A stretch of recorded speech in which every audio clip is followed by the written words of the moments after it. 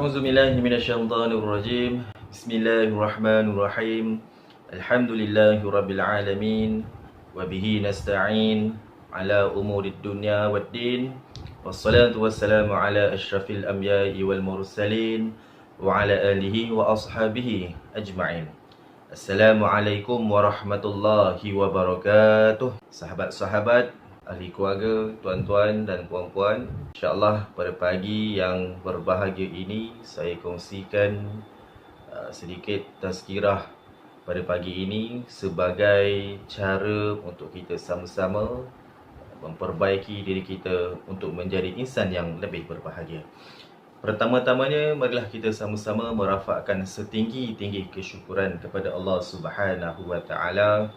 Pada hari yang indah ini, sekali lagi kita diberi kesempatan untuk kita sama-sama terus memperbaiki diri kita untuk menjadi insan yang lebih cemerlang dunia dan akhirat.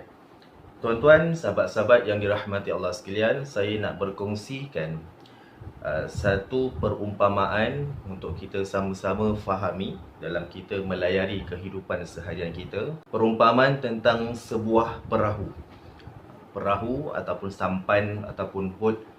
Terpulanglah saya ambil perumpamaan perahu, di mana kita kalau menaiki perahu tersebut, naik dekat atas tasik ataupun sungai, mungkin yang nak pergi mancing dan sebagainya, terpulanglah apa tujuan sekalipun, yang penting naik perahu tersebut, kita berada di atas tasik. Pastikan bahawa air tasik itu berada di bawah perahu kita. Itu perkara yang biasa, yang lumrahnya air itu mesti berada di bawah perahu.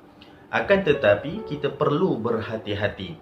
Sekiranya air tasik tersebut berada di dalam perahu kita, satu hari kita akan karam bersama-sama dengan perahu tersebut.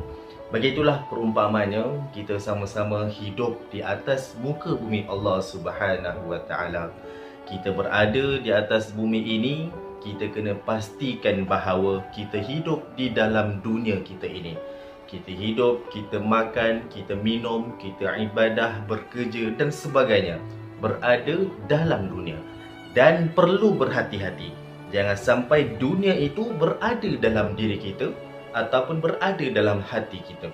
Seandainya dunia berada dalam diri dan dalam hati kita, dikhawatiri kita terlalu cinta ke dunia dan bakal mengundang masalah dalam kehidupan kita.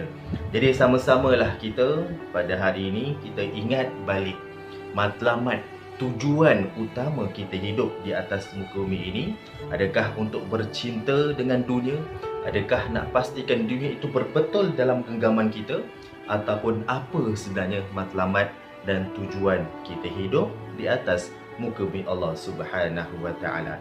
Allah Subhanahu wa taala berfirman dalam surah Az-Zariyat ayat yang ke-56.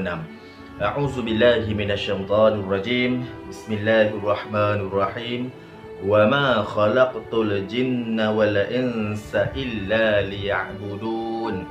Shadaqallahul azim. Yang bermaksud, dan tidaklah aku ciptakan jin dan manusia kecuali mereka semua itu adalah untuk beribadah kepada Allah Subhanahu wa taala. Jelas dalam ayat ini Allah Subhanahu wa taala menerangkan kepada kita bahawa matlamat utama kita hidup di dunia adalah untuk beribadah, adalah untuk mengabdikan diri kita kepada Allah Subhanahu wa taala. Apa maksud ibadah? Apa maksud abdi? Apa maksud kita menyerahkan diri kita kepada Allah Subhanahu wa taala? Pertamanya, ibadah ataupun hamba itu membawa maksud taat dan patuh.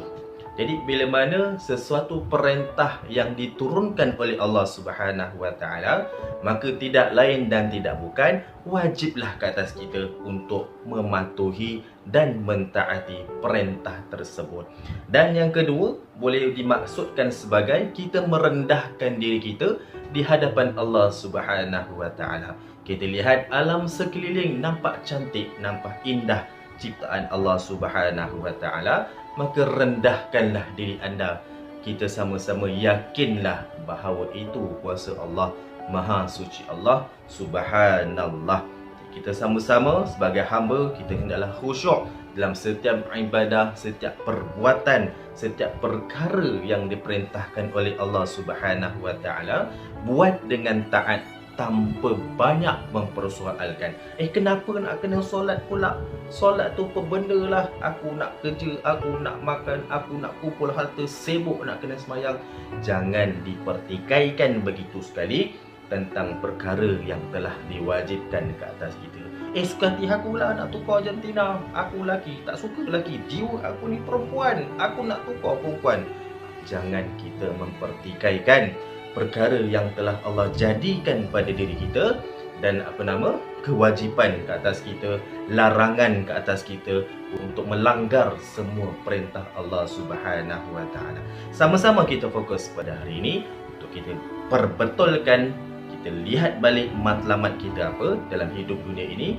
Tidak lain dan tidak bukan adalah untuk ibadah pada Allah Subhanahu Wa Taala. InsyaAllah tuan-tuan yang dirahmati Allah sekalian, dalam tempoh PKP ini sama-samalah kita perbanyakkan ibadah pada Allah Subhanahu Wa Taala. InsyaAllah selamat hidup kita dunia dan akhirat.